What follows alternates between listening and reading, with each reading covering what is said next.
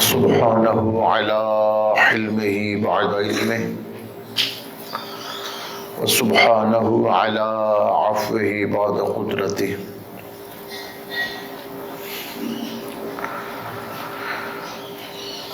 أشهد أن لا إله إلا الله وحده لا شريك له وأشهد أن سيدنا محمدا عبده ورسوله. أما بعد فأعوذ بالله من الشيطان الرجيم. بسم الله الرحمن الرحيم. يا أيها الذين آمنوا أوفوا بالعقود أحلت لكم بهيمة الأنعام إلا ما يتلى عليكم غير محلي الصيد وأنتم حرم إن الله يحكم ما يريد. صدق الله مولانا العظيم. نفعنا الله وإياكم بالآيات والذكر الحكيم. رب اشرح لي صدري ويسر لي أمري واحلل عقدة من لساني يفقهوا قولي. رب زدني علما رب زدني علما رب زدني علما. ان اللہ وملائکتہ یصلون علی النبی یا ایھا الذین آمنوا صلوا علیہ وسلموا تسلیما. اللہم صل علی سیدنا محمد معدن الجود والکرم منبع العلم والحلم والحکم وعلی آلہ وبارک وسلم. سورۃ المائدہ کی ابتدائی آیہ مبارکہ کی تلاوت کا شرف حاصل ہوا.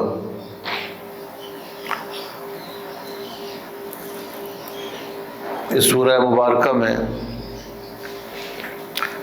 120 آیتیں اور 16 رکوع ہیں اور سورہ مائدہ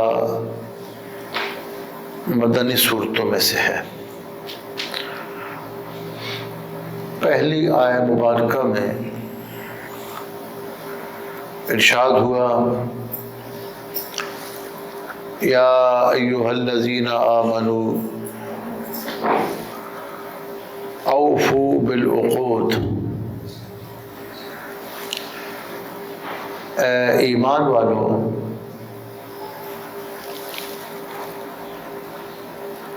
عہدوں کو پورا کرو. مفسرین غلامی قدر نے ان عہدوں کے بارے میں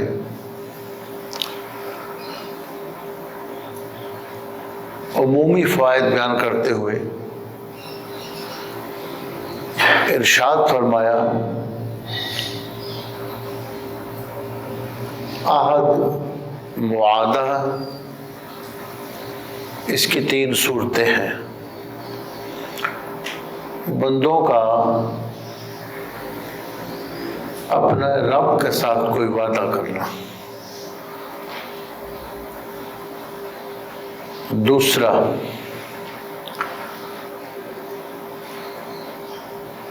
بندوں کا اپنے آپ کے ساتھ کوئی وعدہ کرنا. اور تیسرا بندوں کا بندوں کے ساتھ وعدہ کرنا.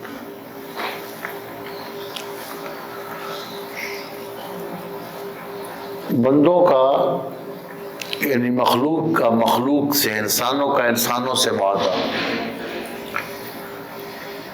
اس میں اہل ایمان کا اپنے پیغمبر پر ایمان لانا،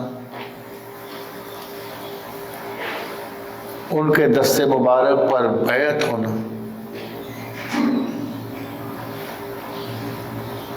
بیعت ایمان کی بھی تھی اور اسلام کی اور اعمال کی بھی تھی.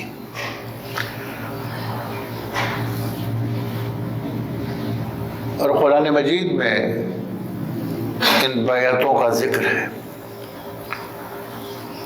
ایک تو لوگ اسلام قبول کر کے حضور صلی اللہ علیہ وسلم کی بیعت کرتے تھے، دوسرا جو اسلام قبول کر چکے تھے ان سے مختلف مواقع پر حضور علیہ السلام نے بیعت لی۔ قرآن مجید میں بیعت رضوان مشہور ہے کہ جب یہ افواہ پھیل گئی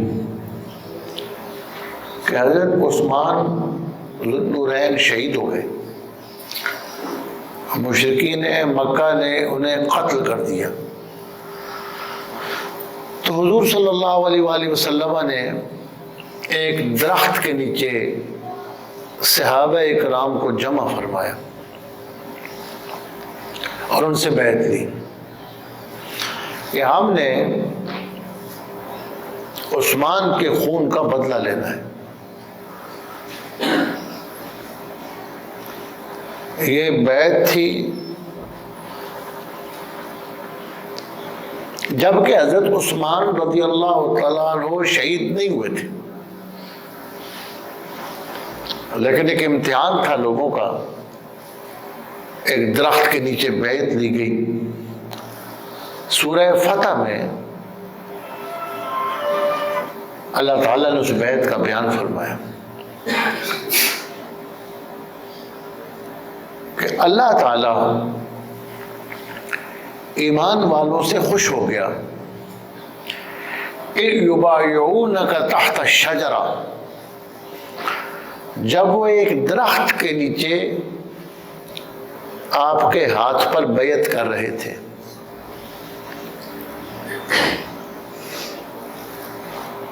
یبایعونک تحت الشجرہ، اللہ تعالیٰ نے درخت کے نیچے بیعت کرنے اور بیعت کر قائم رہنے والوں کے لیے اپنی رضا کا اعلان فرمایا، اور یہ بات پوری عام طور پہ نہیں کی جاتی۔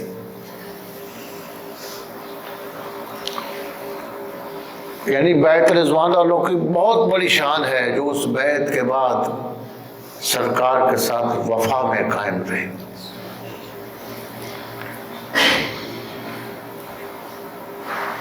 مجھے ایک مرتبہ ایک بڑے عالم علم نے سوال کیا، اور کچھ چیزیں اس وقت اللہ تعالیٰ کی مہربانی سے بندے کے ذہن میں آ جاتی ہیں۔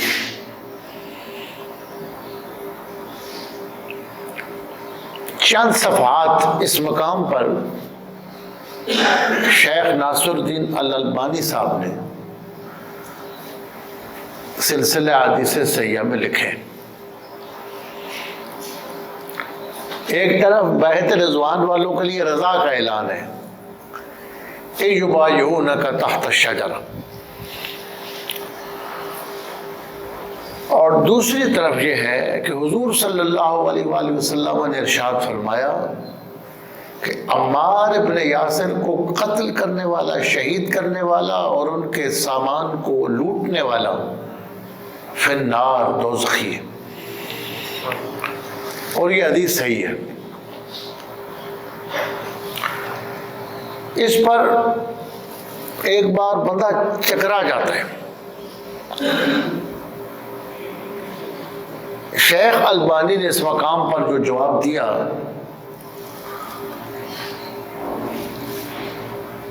وہ دل کو پوری طرح تسلی نہیں دیتا، ایک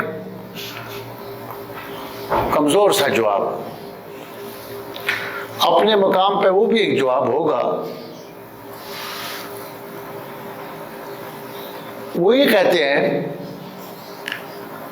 کہ نام لے کر حضور صلی اللہ علیہ وسلم نے جس کسی کو جنت کی خوشخبری سنائی اس کے لیے تو جنت کا عام اعلان ہے اور وعدہ ہے، لیکن جب کسی کا ذکر ایسے کر دیا گیا، نبی پاک علیہ السلام نے کوئی وعید سنائی اور وہ بندہ اس وعید کے مطابق اس کی زد میں آ گیا، تو اس کے لیے ہم پھر کہیں گے کہ وہ دوزخ میں جائے گا. ہے وہ بیت رضوان والے. اور صرف اتنا نہیں، صحابہ اکرام رضوان اللہ علیہ مجمعین کے حالات پہ جو کتابیں لکھی گئی ان میں یہ بات موجود ہے. وہ بعد میں کسی کے دروازے پہ جاتے تو اس میں اس طرح کھلی بات کرتے تھے کہ اندر اطلاع دو عمار کا قاتل دروازے پہ کھڑے. آپ اندازہ کریں. مسند امام احمد بن حنبل میں ان کی حدیث موجود ہے. مسند ابو الغادیہ. ابو الغادیہ ان کو کہتے تھے، جو عمار بن یاسر کے قاتل تھے اور وہ بیعت رضوان میں شامل تھے. پریشان کون سی بات ہے؟ دو اہل علم تھے، انہوں نے آزمانے کے لیے نہیں، اپنے الجھاؤ کو دور کرنے کے لیے، الجھن کو دور کرنے کے لیے مجھے فرمایا کہ پھر کیا جواب ہوگا رضی اللہ عن المؤمنین، کہ اللہ تو سب سے راضی ہے جو درخت کے نیچے بیعت لے رہے تھے. تو میں نے کہا اس کے آگے بھی آیت ہے اسی کے ساتھ، فَمَن نَقَصَ فَإِنَّمَا يَنْقُصُ عَلَىٰ نَفْسِهِ، جو اس عہد پر قائم نہ رہ سکا اس قائم نہ رہنے کا وبال اس پر آئے گا. وَمَنْ أَوْفَى بِمَا عَاهَدَ عَلَيْهُ اللَّهُ فَسَيُؤْتِيهِ أَجْرًا عَظِيمًا، اور اس وعدے پر جو پورا اترا اللہ اس کو اجر عظیم عطا فرمائے گا. جب اللہ تعالیٰ خود ارشاد فرما رہا ہے فَمَن نَقَصَ فَإِنَّمَا يَنْقُصُ عَلَىٰ نَفْسِهِ، تو جو اس پہ قائم نہ رہ سکا اس کا وبال اس کو سہنا پڑے گا. اس مقام پر حضور علیہ السلام نے ایک صحابی ہیں، جب وہ بیعت ہوئے تو پھر تھوڑی دیر بعد سامنے آئے. سرکار نے فرمایا ایک بار پھر بیعت کرو. انہوں نے پھر بیعت کر لی. پھر نبی پاک علیہ السلام کے سامنے تھوڑی دیر کے بعد آئے، فرمایا ایک بار پھر بیعت کر لو. اور تیسری مرتبہ پھر ایسے کیا. وہ خوش نصیب تھے جن کو سرکار نے 3 مرتبہ بیعت فرمایا. ایک بیعت اسلام پر ہوتی تھی اور ایک اس پر قائم رہنے اور اعمال صالحہ پر، کہ نیک کام کریں گے، برائیاں نہیں کریں گے، اچھائی کے کام کریں گے. اب بھی وہی ہے، اگر کوئی بندہ غیر مسلم کلمہ پڑھتا ہے تو حضور علیہ السلام کی سنت کے مطابق اس کو بیعت کیا جائے اسلام پر، لیکن اس میں اپنی طرف سے اضافے نہیں کرنے چاہیے کہ پہلے اس کا نام اگر ایڈم ہے تو زبردستی اس کا نام آپ کو چینج کریں. ایڈم اگر ہے تو وہ آدم علیہ السلام کے نام پہ. اگر اس کا نام پہلے آئزک ہے تو وہ اسحاق علیہ السلام کو آئزک کہتے. اگر جوزف ہے تو وہ یوسف علیہ السلام کو کہتے. یہ ایک ٹرینڈ سا ہمارے ہاں چل گیا ہے کہ کلمہ پڑھانا ہے تو نام بھی ضرور چینج کرنا ہے. اگر پہلے اس کا نام ٹھیک ہے تو اس کو قائم رہنے دیا جائے، اور اگر نام غلط ہے تو وہ کسی مسلمان کا بھی ہے تو اس کو بھی چینج کر دیا جائے. احادیث مبارکہ موجود ہے. نبی پاک علیہ السلام نے انسان تو انسان ہے، گھوڑوں کے نام، جانوروں کے نام بھی اگر اچھے نہیں تھے تو تبدیل فرما دی. امام بخاری نے وہ حدیث لکھی ہیں. شہاب یہ نام حضور علیہ السلام نے گھوڑے کا پسند نہیں فرمایا، اس کو تبدیل فرمایا. متعدد نام ہیں جو آپ علیہ السلام نے تبدیل فرمائے. تو دوسری جو بیعت ہے کہ اعمال صالحہ پر، یہ ایک معاہدہ ہوتا ہے، معاہدہ، اور فرمایا ان کیے ہوئے وعدوں کو پورا کرو. احلت لکم بہیمۃ الانعام الا ما یتلی علیکم غیر محلی الصید وانتم حرم. تمہارے لیے چوپائے مویشی، بہیمہ بے زبان جانوروں کو کہا جاتا ہے ابتدائی طور پر لغت میں، پھر لغت سے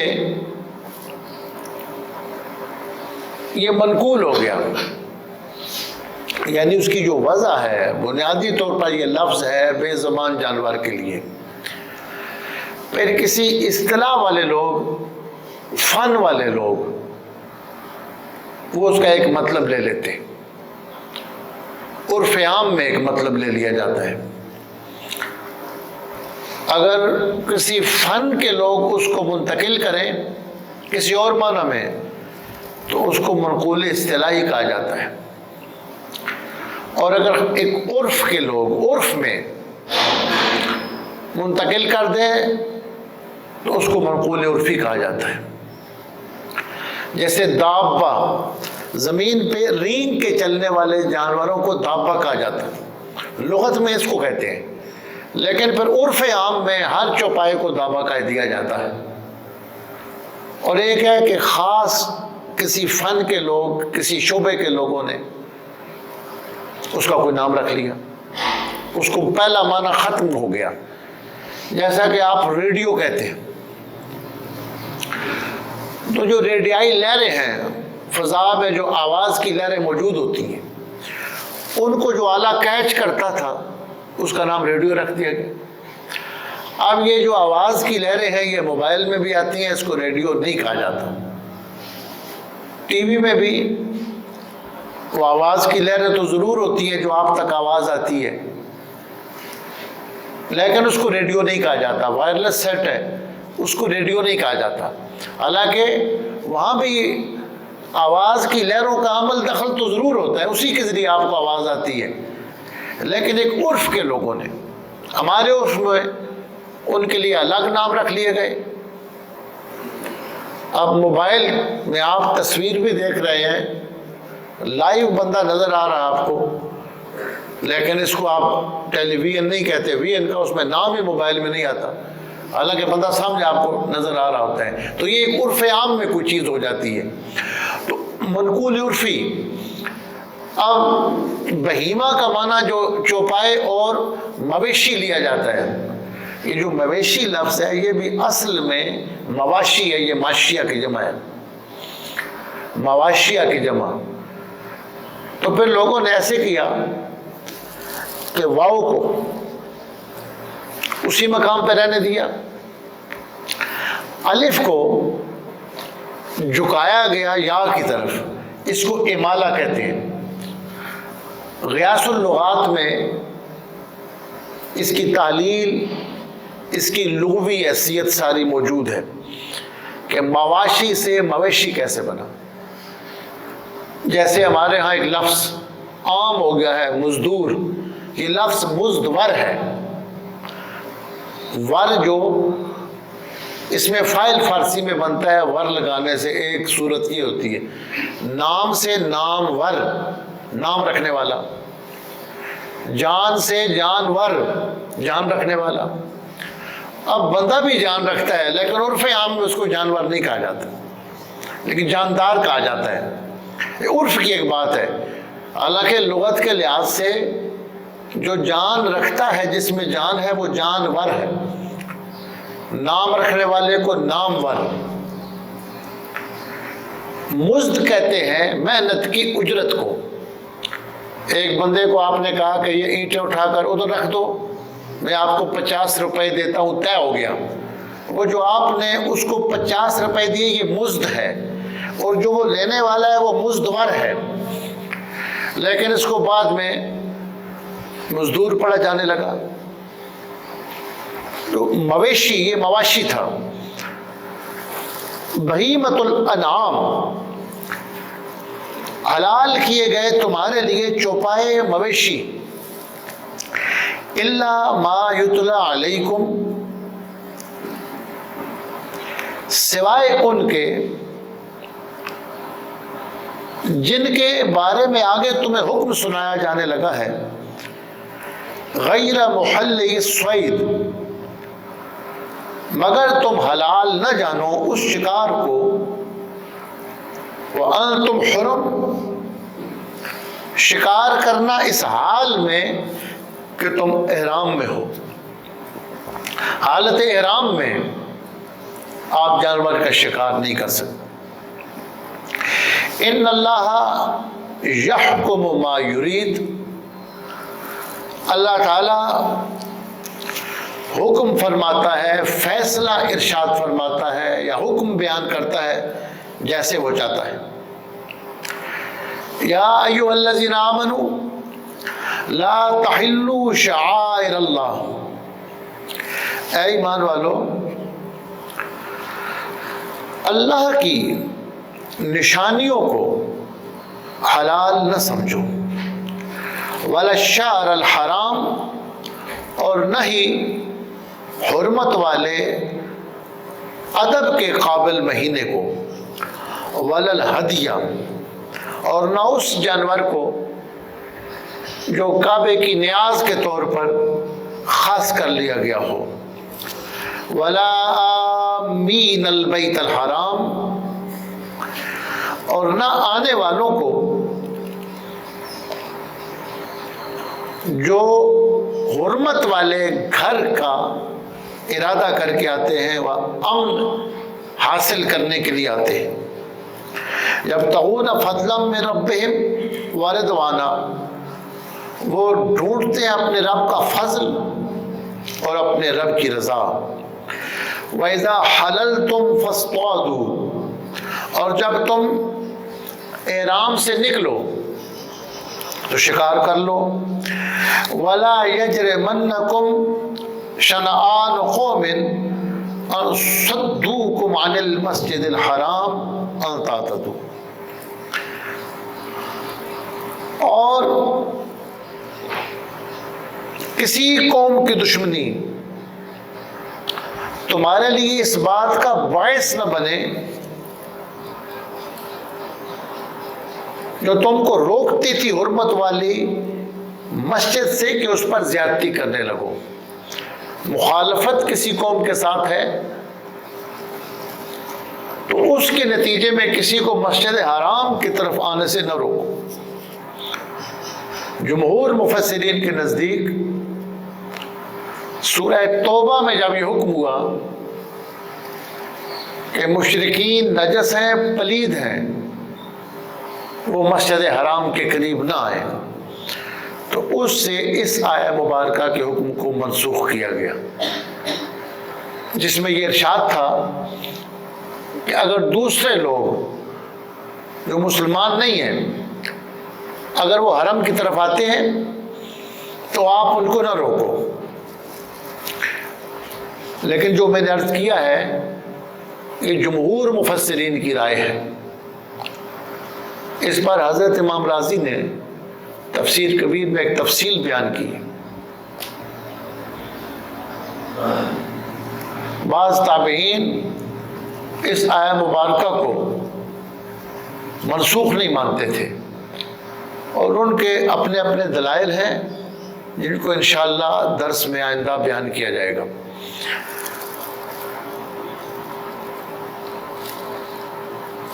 اس کے بعد اگلی آیت مبارکہ میں پہلے یہ بتا دیا گیا کہ چوپائے تمہارے لیے حلال ہیں، پھر ان میں سے اللہ تبارک و تعالیٰ نے استثناء فرمایا، حرمت علیکم المیتۃ، تمہارے لیے میتہ مردار جانور حرام کر دیے گئے۔ میتہ کا معنی یہ ہے کہ بالذات وہ جانور حلال تھا لیکن وہ مردار ہو گیا، اللہ کا نام اس پر نہ لیا گیا۔ عربی زبان کی وسعت کو دیکھیے،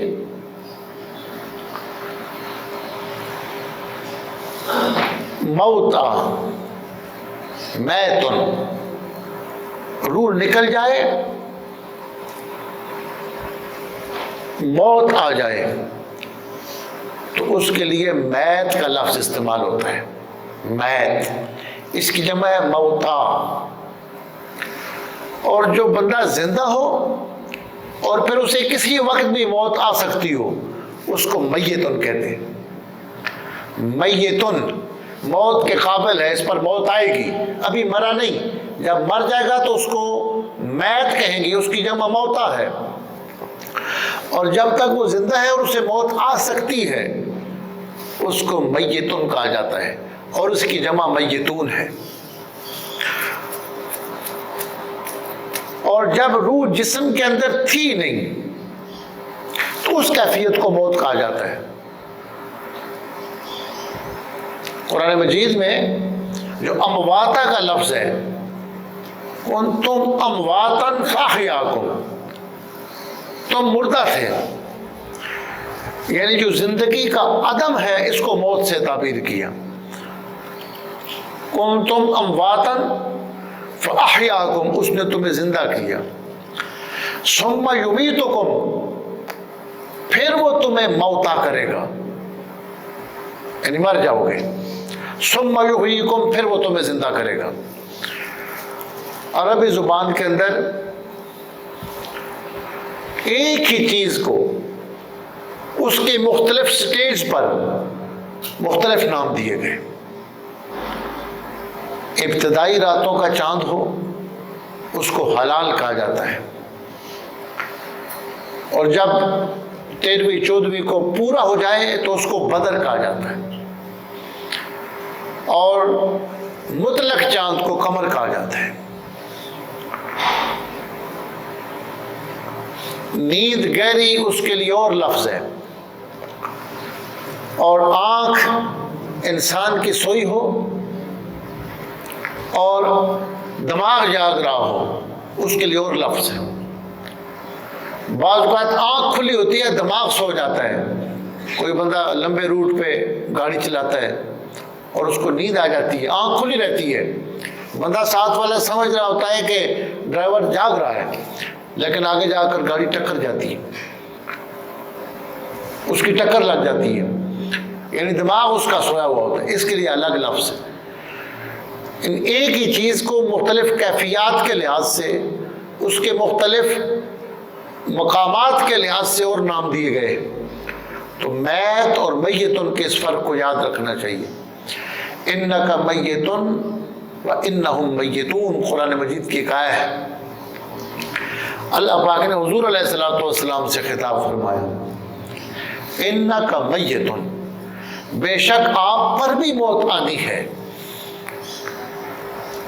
آپ کو بھی اس دنیا کو چھوڑنا ہے، وانہم میتون، اور ان لوگوں پر بھی موت آنی ہے۔ حضرت مجدد اسلام سیدنا پیر میر علی شاہ صاحب رحمۃ اللہ علیہ سے ایک بندے کی بات ہوئی، وہ یہ کہتے تھے کہ انبیاء بھی مر جاتے ہیں اور قبروں کے اندر وہ مٹی ہو جاتے ہیں، تو حضرت نے فرمایا نہیں، نبی کی جو موت ہے وہ اور حیثیت کی ہے، اور عام بندے کی جو موت ہے وہ اور حیثیت سے۔ اس نے جب یہ آیت پڑھی انک میت وانہم میتون، تو حضرت نے فرمایا کہ تم نے غور نہیں کیا، اس میں نکرہ کا تکرار ہے، اس میں نکرہ کا تکرار ہے، اور نکرہ جب تکرار کے ساتھ آئے تو پہلے نکرہ کا اور معنی ہوتا ہے، دوسرے کا اور معنی ہوتا ہے۔ جیسے ایک بندہ کہتا ہے رأیت رجلا وضربت رجلا، رأیت رجلا، میں نے بندے کو دیکھا، ضربت رجلا، میں نے بندے کو مارا۔ اب رجلن دونوں جگہ نکرہ ہے، تو جس کو دیکھا وہ اور آدمی ہوگا، جس کو مارا وہ اور ہوگا۔ نکرہ جب تکرار کے ساتھ آ جائے تو پہلے نکرہ، یہ قاعدہ بھی ہے لغت عرب کا، نحو کا، اور حدیث میں بھی اس کی وضاحت ہوئی، ان مع العسر یسرا، بے شک عسر کے ساتھ یسر ہے، ان مع العسر یسرا، بے شک عسر کے بعد، مشکل کے بعد پھر یسر آسانی ہے۔ العسر دونوں جگہ ایک ہے، اور یسر جو ہے نکرہ ہے، العسر دونوں جگہ معرفہ ہے، تو حضور صلی اللہ علیہ وسلم مستدرک کی حدیث ہے، آپ نے فرمایا لن یغرب عسر یسرین، ایک عسر دو یسروں پہ غالب نہیں آ سکتا، یعنی ایک مشکل اللہ بندے پہ ڈالتا ہے، بندہ صبر سے گزر جائے تو اللہ دو طرح کی آسانیاں عطا فرماتا ہے۔ یعنی یہ جو قاعدہ ہے یہ حدیث کے بھی مطابق ہے۔ شارحین نے اس مقام پر یہ حدیث مبارکہ مستدرک حاکم کی لکھی ہے اس قاعدے کے ساتھ، لیکن صرف قاعدے بھی ڈٹا لگانے سے پوری طرح بات سمجھ نہیں آتی۔ میں اب بات ختم کرنے لگا ہوں۔ ایک بڑے مفسر قرآن حکیم کے گزرے ہیں، کچھ عرصہ پہلے ان کا انتقال ہوا، شیخ متولی الشعراوی، مصر کے تھے، کافی زیادہ جلدوں میں ان کی کتاب ہے، میری کوشش ہے ان دنوں میں اللہ توفیق دے تو خریدوں گا انشاءاللہ۔ تفسیر ہے ان کی، تفسیر شعراوی، اور اس پر لکھا ہوا بھی ہے کہ یہ خطرات پر مشتمل ہے کئی مقامات پہ۔ کیا مطلب؟ کہ شیخ جب قرآن مجید کی کسی آیہ مبارکہ کے بارے میں پریشان ہوئے تو اللہ نے ان کے دل پر اس کا معنی اللہ نے الہام فرمایا کئی مقامات پہ، اور عرب کے اندر، مصر مراکش کے اندر اسی حوالے سے وہ مشہور ہے۔ ایک مقام اس کا ہے وَالَّذِي فِي السَّمَاءِ إِلَٰهٌ وَفِي الْأَرْضِ إِلَٰهٌ، اللہ وہ ہے جو آسمانوں میں بھی الہ ہے، وَفِي الْأَرْضِ إِلَٰهٌ، زمین میں بھی الہ ہے۔ اللہ وہ ہے وَالَّذِي فِي السَّمَاءِ إِلَٰهٌ وَفِي الْأَرْضِ إِلَٰهٌ۔ شیخ کہتے ہیں کہ میں چکرا گیا میرا دماغ اس آیت کو پڑھ کر کہ نکرہ دو مرتبہ آیا ہے، اس سے مراد یہ ہے کہ دو الہ ثابت ہوتے ہیں، آسمان کا الہ کوئی اور ہے اور زمین کا کوئی اور ہے۔ کہتے ہیں میں پریشان ہو گیا، قاعدہ میں نے اتنا پڑھا ہوا تھا کہ نکرہ جب تکرار کے ساتھ آئے تو پھر پہلے کا اور مطلب ہوتا ہے، دوسرے کا اور مطلب ہوتا ہے۔ کہتے ہیں میں اتنا پریشان ہوا تو میں اپنے استاد صاحب کو ملنے کے لیے گیا، تو مدرسہ میں چھٹیاں تھیں گرمیوں کی اور استاد صاحب اپنے گاؤں گئے ہوئے مصر میں۔ کہتے ہیں پھر میں استادوں کے گھر پہنچا، جب میں نے سوال کیا وہ بھی پریشان ہو گئے، کہنے لگے اچھا محلے میں مسجد میں عصر کی اذان ہو گئی ہے، وہاں جاتے ہیں نماز پڑھ کے پھر بیٹھتے ہیں، اس کا کیا حال ہے؟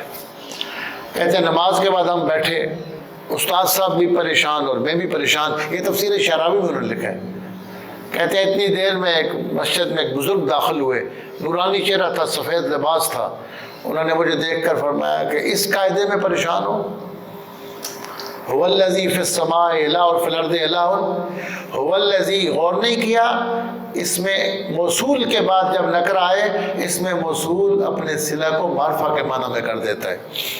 هو الذی فی السماء الہ، الذی اس میں موصول ہے، اور آگے فی السماء الہ یہ صلے کا حصہ ہے، تو اس میں موصول جب داخل ہو جائے تو نکرہ کو معرفہ بنا دیتا ہے۔ کہتے ہیں میں تو شکر کیا، اللہ کا معاملہ حل ہو گیا۔ وہ بندہ بزرگ باہر نکل گئے، میں نے استادوں سے بتایا، انہوں نے کہا کس نے بتایا؟ استاد بھی خوش ہو گئے، باہر نکل کر تلاش کیا، محلے والوں سے گلیوں سے پوچھا، انہوں نے کہا سلیے کا کوئی بندہ اس گاؤں میں نہیں ہے۔ تو استاد صاحب فرمانے لگے نیت جب ٹھیک ہو تو اللہ اپنی مدد خود بھیج دیتا ہے۔ اللہ کے ایسے لشکر ہوتے ہیں، اللہ ایسے بندے بھیج دیتا ہے جو بندے کے ساتھ مدد کر دیتے ہیں۔ اللہ کے ایسے زمین کے اندر بندے گھومتے پھرتے رہتے ہیں، اور جب کوئی بندہ مشکل میں ہو تو اس کی مشکل کو حل کرتے ہیں۔ ایک حدیث ہے طبرانی شریف میں، نبی کریم علیہ الصلوۃ والسلام نے فرمایا تم میں سے کسی کی جانور، کسی کا سواری کا جانور اگر کسی صحرا میں کسی جنگل میں بھاگ جائے، گم ہو جائے اور تلاش کے ساتھ نہ ملے تو پھر آواز دو یا عباد اللہ اعینونی، اے اللہ کے بندوں میری مدد کو پہنچو، اور دوسرے الفاظ ہیں اللہ کے بندوں اس کو روکو، اور فرمایا کہ وہ جانور واپس آ جائے گا۔ اللہ کے کچھ ایسے لشکر کے بندے ہیں جو تمہیں نظر نہیں آتے۔ یہ جو حدیث مبارکہ ہے، سینکڑوں محدثین جن میں سر فہرست صحیح مسلم شریف کی جو سب سے اہم شرح متداول اور مشہور ہے، امام شرف الدین محی الدین نووی کی ہے، امام نووی کی شرح، انہوں نے کتاب الاذکار، احادیث کے اوراد و وظائف اور اذکار اور دعاؤں پر جو کتاب لکھی ہے، اس میں انہوں نے لکھا ہے کہ میں نے خود اپنی زندگی میں تجربہ کیا، میری سواری کا جانور بھاگ گیا، میں نے اس حدیث پہ عمل کیا، تھوڑی دیر بعد جانور واپس آ گیا۔ کہ اللہ کے لشکر ہوتے ہیں جو ہماری سمجھ سے، اور یہ بات اب اتنی بات تو ظاہر ہے جو میں نے کی ہے دلائل کے ساتھ، یہ تو کچھ اور لوگوں کے لیے کی ہے، ریکارڈ ہوتا ہے وہاں جاتی ہے۔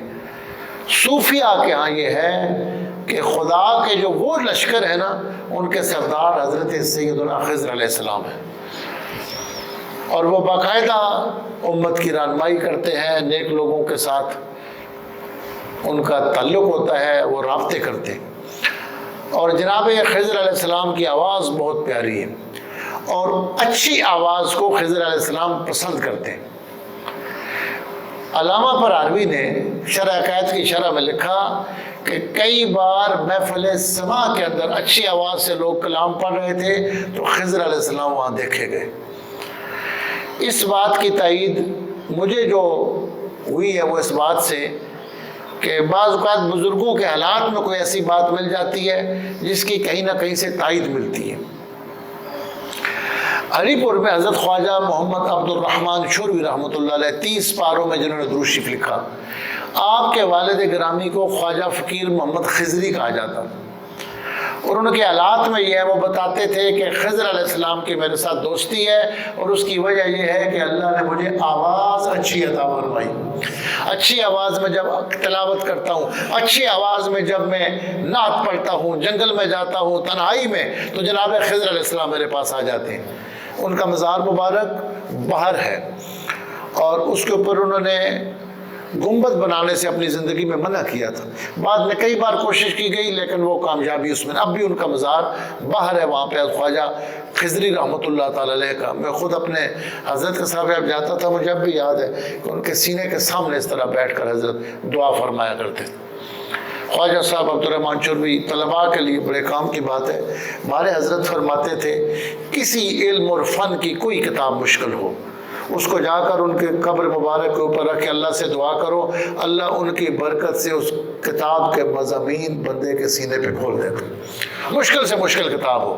اور میں نے خود اس کا ذاتی طور پر تجربہ کیا ہے کہ ان پر علم لدنی کھلا ہوا تھا، تو اللہ تعالیٰ ان کی برکت سے، اللہ تو قادر ہے، اگر ان کو دے سکتا ہے تو اللہ تعالیٰ کسی اور کو بھی دے سکتا ہے۔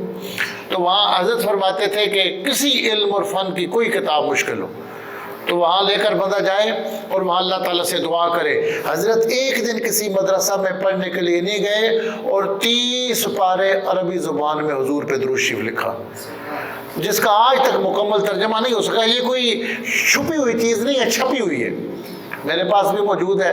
ہری پور جائیں، اب بھی وہ 30 پارے 3000 میں مل جاتے ہیں، حالانکہ اس پہ جو خرچہ ہوا ہے وہ اس سے زیادہ ہوگا جو جتنا پیپر لگا ہوا ہے، تو وہ مل جاتا ہے۔ اور حضرت فرمایا کرتے تھے کہ یہ میرا لکھا ہوا درود شریف جو 30 پارے پورے پڑھ لے گا، مرنے سے پہلے اللہ پاک اس کو ضرور حضور پاک کی زیارت نصیب فرمائیں۔ درود شریف کی وہ کتاب ہے، ہری پور میں ان کا مزار مبارک ہے۔ اللہ توفیق دے، میں کبھی کبھی حاضری ہوتی رہتی ہے، تو یہ درس سے باہر سے کچھ باتیں ہو گئیں، اللہ ہماری حاضری کو اپنی بارگاہ میں قبول فرمائے۔ میری صحت بہت زیادہ خراب تھی، مغرب کی نماز کے بعد میں سوچ رہا تھا درس کیسے دوں گا، لیکن یہ قرآن مجید کی برکت ہے کہ یہ درس جتنا ہم نے ارادہ کیا تھا اتنا نہیں، جو اللہ نے چاہا وہ ہو گیا، زیادہ ہو گیا۔ آمین، الحمدللہ، والصلاۃ والسلام علی رسول اللہ۔ تمام احباب ایک بار فاتحہ شریف، 3 بار سورۃ اخلاص شریف، 3 مرتبہ